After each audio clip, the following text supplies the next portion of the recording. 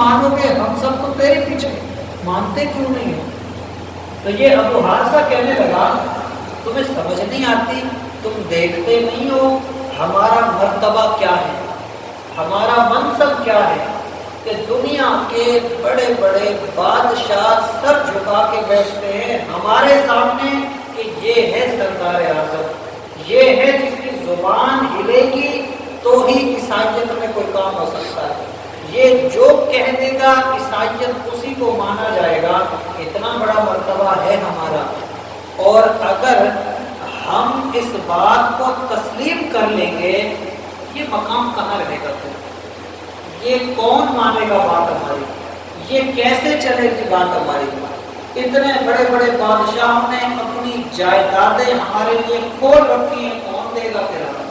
بولا بس یہی راز ہے، ورنہ سچا ہے وہ محمد، سچا ہے وہ جو دعوت دے رہا ہے، اس کا پیغام بھی سچا ہے، اس کی نشانیاں بھی سچی ہیں، بس ہم اسی لیے نہیں مانتے، باقی بات ٹھیک ہے۔ یہ اس کا واقعہ تھا۔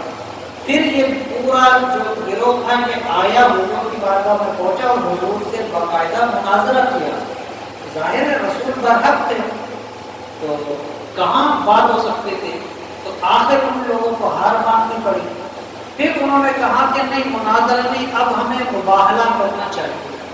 یہ ہوتا ہے کہ آپس میں بیٹھتے ہیں اور یہ بددعا دیتے ہیں کہ جو سچا ہوگا وہ بچے گا، جو جھوٹا ہے اللہ اسے تباہ و برباد کر دے۔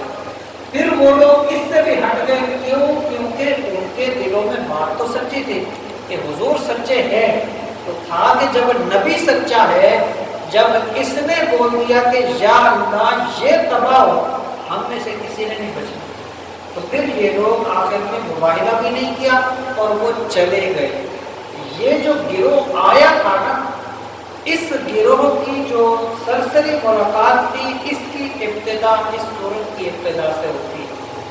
اب یہ واقعہ ہمارے ذہنوں میں ہوگا تو ہمیں قرآن مجید کی جو آیتیں ہیں نا، اس کا مطلب سے سمجھ میں آئے گا کہ اللہ کیسے کیسے لوگوں کے حالات کو اور انداز کو بیان کرتا ہے، اور پھر ان کے سوالات کو یا ان چیزوں کو اللہ سمجھاتا کیسے ہے لوگوں کو، وہ اب ہمیں سمجھ آئے گی۔ تو آئیے اب ہم اس آیت سے متعلق سننے کی سعادت حاصل کرتے ہیں۔ فرمایا بسم اللہ الرحمن الرحیم، اللہ کے نام سے شروع جو نہایت مہربان رحم والا۔ الف لام میم، یہ حروف مقطعات ہیں جن سے متعلق ہمارا پہلے بھی سورہ البقرہ کی ابتدا میں اس کا ذکر ہمارا گزر چکا۔ اس کی بھی تفسیر ہے مختصر۔ کئی علماء کہتے ہیں کہ یہ وہ چیز ہے جو اللہ نے کسی پر ظاہر نہیں کی،